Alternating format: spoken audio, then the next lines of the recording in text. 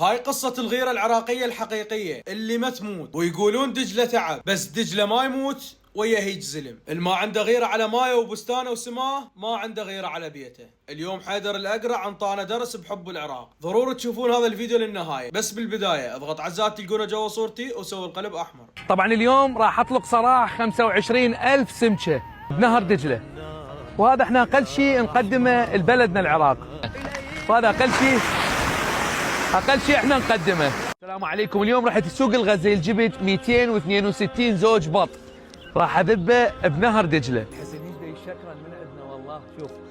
شوف عمار باوع.